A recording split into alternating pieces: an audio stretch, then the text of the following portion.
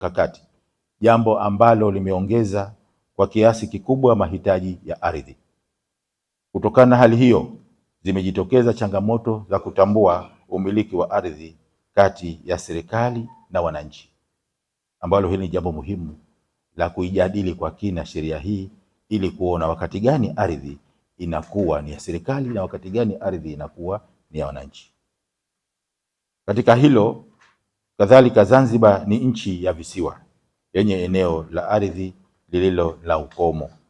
Kutokana na hali hiyo, usimamizi bora wa sekta ya milki ni jambo muhimu sana la kuhakikisha matumizi ya ardhi yanafanyika kwa ufanisi, haki na kwa kuzingatia mahitaji ya maendeleo ya sasa na vizazi vijavyo.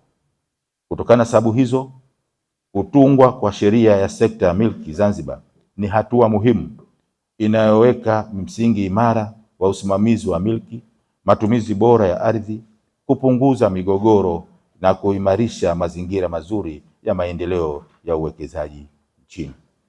Hili ni jambo muhimu ambalo leo hii tutaendelea kulijadili katika mambo hayo ili tupate sera mwafaka itakaoondosha migogoro au itakaopunguza migogoro ya ardhi.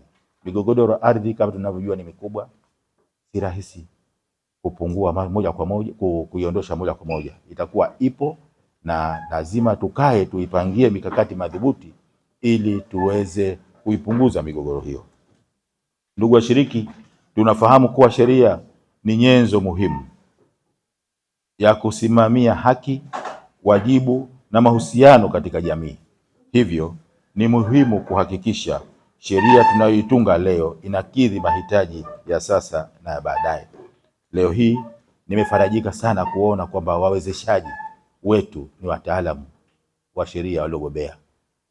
Mr. Ali namjua sana katika masuala ya ardhi, alianza huku na ni fani yake kubwa. Kwa maana hiyo ataisimamia sheria hii ili kuona inapunguza kwa kiasi kikubwa migogoro kwa wananchi. Sheria hiyo inapaswa kuwa wazi, rahisi kutekelezeka, inayolinda haki ya wananchi wote na inayotoa fursa sawa kwa kila mtu bila ubaguzi. Tunafahamu kuwa sheria bora ni ile inayotokana na ushiriki mpana wa wananchi na wadau wake. Hivyo kikao cha leo ni muhimu na ni sehemu ya mchakato muhimu wa kuhakikisha kuwa maoni, uzoefu na ushauri wa viongozi na wadau mbalimbali wanazingatiwa kabla ya rasimu hii kukamilishwa na kuwasilishwa katika hatua zinazofuata za kutungwa kuwa sheria. Nawasihi mtumie fursa hii kwa kutoa maoni ya kujenga yenye kuzingatia maslahi mapana ya taifa letu. Tujadili kwa uwazi, kuheshimiana na kuzingatia uzoefu tulionao ili tupate sheria itakayodumu kwa muda mrefu na kutoa suluhisho ya changamoto zilizopo katika sekta ya milki.